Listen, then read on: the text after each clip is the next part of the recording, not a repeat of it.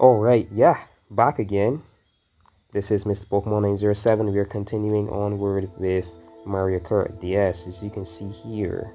Well, let's jump in here for a bit. And the reason I'm entering here is, yeah, you see data management, yada yada, but internet, right? It is 2025. And although, yeah, it is so that, the Nintendo DS Wi-Fi servers and the Nintendo Wii servers are down and have been down for years, it is 2025. So a lot of people came together over the years and they have some fan-based, fan-made servers up and running for Mario Kart DS and a lot of other DS titles, Nintendo Wii as well, imagine. So if I get this to work, then we could do some online matches. Maybe I'm playing some games in the future, the distant future, and I want to come back to Mario Kart DS. I'm going to be doing some online matches on and off. The real challenge. Yeah. Alright, so let's just return to the SI menu, and that should be hip and fun. Should be. Yeah. So yeah, let's just continue onward. Alright, so we did in the previous episode here, we did the Luigi. We did the shell cut. Let's move on to the banana cut, not banana peel, banana cut. I like this. I like this a lot. I like these track selections. Like the track selections, not just the actual gameplay and stuff, but the tracks and stuff. This is one of my favorite Mario Kart games for sure. For sure, definitely. Come on. I think this is a track that we see in the Deluxe in Mario Kart 8 as like one of the returning tracks, I think. In the Retro Cups, I think, yeah. You hear that? Lost all my shells there, down. Down. Oh, come on. Get me later. Watch it, Peach. I warn you. Watch it. I should have missed. Missed. I was looking for, I don't want to get a draft either, so let's just stay over the line. Watching the bottom screen and top screen. That's one of the, this game is amazing for that. Speaking of maps though, the map in Mario Kart World, right? I was freaking out when I noticed it. You know, when you have a display, you're watching something on a display or whatever, and like if you're somebody who ever played on like a high-end PC or something, when your eyes become acquainted with like frame rates, that screen speeds that are not lagging in the slightest, right? So I was playing Mario Kart World the other day, and this is something that a lot of people might play the game and never notice, right? When you're playing the game, there's like a slight dip in frame rate and stuff like that, like maybe one image per second or something, and that's like very tiny, right? But the map is on the bottom right of the screen, right? The map lags 0%. Like, I mean, you're playing the game, you could be doing anything in the game, and the map, then maybe they'd like, why though? The map has like this realistic top-down view of the track or whatever area you're in while you're playing, and it looks so real. I was like gawking at it and I was freaking out. I noticed that the other day. I was playing and I was like, I had this game for months now, but I never noticed that because who stares at the map, right? So, but the map, the display speed on the map in Mario Kart World, Nintendo Switch 2, is constant, fluent. It's like looking at something in real life, and is I guess they're giving us a taste of something right there that a lot of people who underestimate Nintendo is done. It is over, people. I mean, literally. Whatever 120 FPS Nintendo is talking about, whatever 120 screen speed they're speaking of, I think the map uses it. And the actual map showing your area while you're driving in Mario Kart World, and if anything, possibly the actual like screen showing your character and the card and everything could be like, if anything, like 90 90 FPS, and you know they limit it, and the map itself is playing at full 120. Like when you're on the TV now, it's going to show at 60, but it doesn't drop any frames, like none at all, and it looks so dang good. I was like, this is creepy even how good this map looks. I was gawking at it for hours. So I don't know how much time I just took in this episode talking about that, but it looks that good. So maybe what they did with the map in Mario Kart World is maybe some sort of like beta test for video feed that they might release games in the future, video games, once the game itself isn't too demanding, like too much isn't going on the screen. We can have games that, you know, their video speed is fluent and literally perfect. Because if they could do that with a map in a game, what could they do with an entire game? Maybe a port from a Switch 1 or something. They port from the Switch 1. Yeah, a port from Switch or something else that wasn't maybe too demanding visually, and they use that technology, it's over. For like a lot of companies, like right now Nintendo is it gaming wise. They were like story wise, like the attention to detail that they keep talking about and characters and stuff. They're the company best known for that, so they deserve this, to be honest. Nintendo deserves this. I was always a Nintendo fan from the beginning, like luckily me, huh? That map looks so dang good. It's not funny. Still freaking out about it. You would be driving and there'd be like things, you know, like say like street lamps and stuff, because it's like I said, it's a realistic like overview, top-down view, and when they're passing is like imagine you have a chopper or something and a helicopter, and in the helicopter like base there's like a camera showing the road beneath, and imagine this is like a literal real world helicopter. That's how it looks. is something a lot of people say that he's childish, but you have no idea how useful and how important this technology could be, not just for video gaming, for anything else in the future, right? Like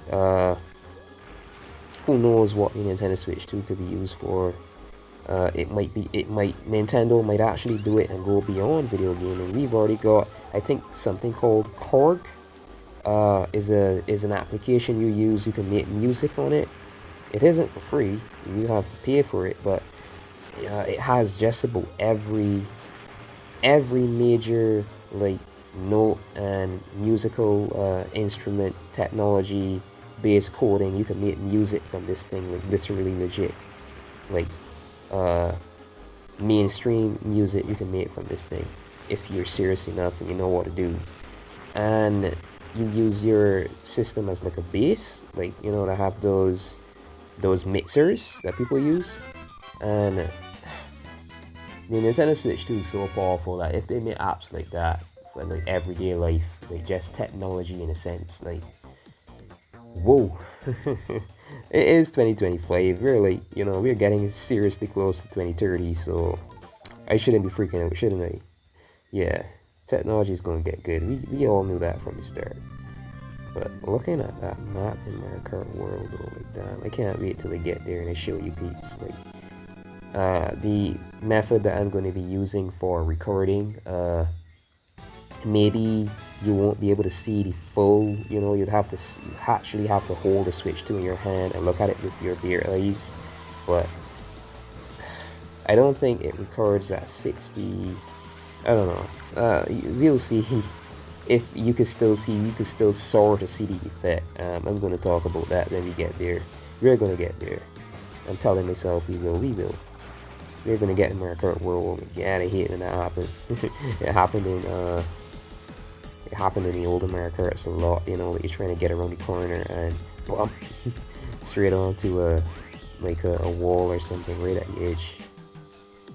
But yeah, I'm excited for Mario Kart World after speaking about that, like even more.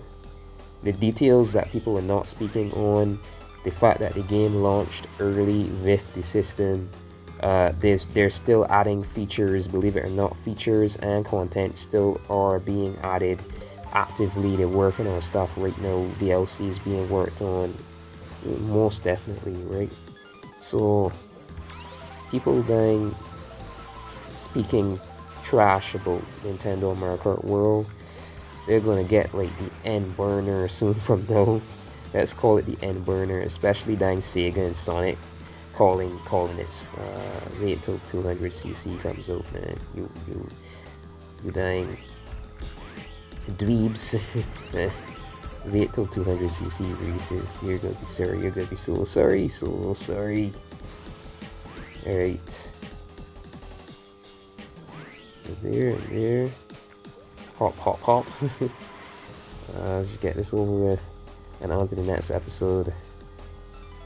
I'm gonna be uploading these, like, I really wanna, you know, by the end of today at least have the next Mario Kart started, because that is a big one. That is the title that changed things for everyone, no lie. And it works. Yep. Alright, let's see.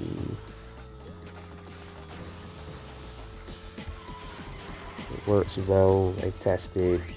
I don't have. I was surprised though. It's mainly the programming, because I wasn't using the native software. I was using graphics API to run this Nintendo, but I'm gonna use the original and just, you know, place a. It still looks nice, doesn't it? This still looks nice, right? But here we go. This is how it's gonna be for the rest of this, and the, you know, the foreseeable future, using terms as a lot of people do. This is how it's gonna look. This is how I'm gonna have my Mario Kart DS to look. Alright, so Baby Park. You're gonna have some tuttering here. Making baby term references instead of saying stuttering, tuttering. Oh my gosh, this is a Nintendo GameCube track, so expect some. I'm talking about the video feed, but the gameplay is definitely going to be okay. It's only because of how this game handles that introduction scene there as a programming layoff. Like, there's nothing we can do about that. Once you're upscaling the game and you're not using like a beast of a system, that's going to happen anyway. It's just the game. I thought it was my device. If not, we'd be getting actually the worst performance on like the first video. I'm still gonna upload that. I'm still using that just to show you what I was trying to upscale this video feed 5 times the original resolution, like 5 times the original Nintendo DS resolution, and the video feed itself stutters a lot. It's not happening here because I'm not doing that here. Oh gosh, I missed something, huh? Alright, but that was terrible. That was awful. We won't be seeing that because I'm not doing that anymore. We're just playing native res, and dang it, cleaning it up a bit still yet, but this is pretty much native resolution. Ah, you hit yourself. You hit yourself there. No, I want these laps. I'm gonna lap these drivers. Gotcha. And a draft boost too. Nice. Alright, so we finished off with a bang. That was a good race, huh? Way more devastating. If you see the GameCube, the races in this track on Double Dash are intense, man. Because you've got the giant Bowser shells and stuff. Anyway, that's it for this. That's it for this cut. How bad is this though? Because I can't hear the. I don't think it's that bad, is it? Because of the nature of how I'm recording, I can't hear anything. It's just,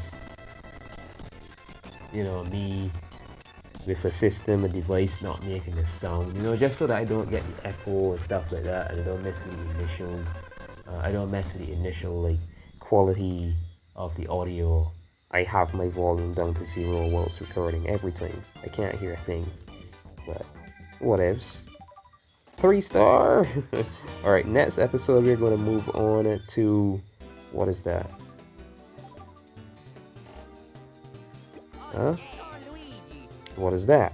the leaf cut. Yeah, so until then, thanks for watching. Do leave a like, comment, subscribe, whichever you please. This has been Mr. Pokemon 907. Until next episode.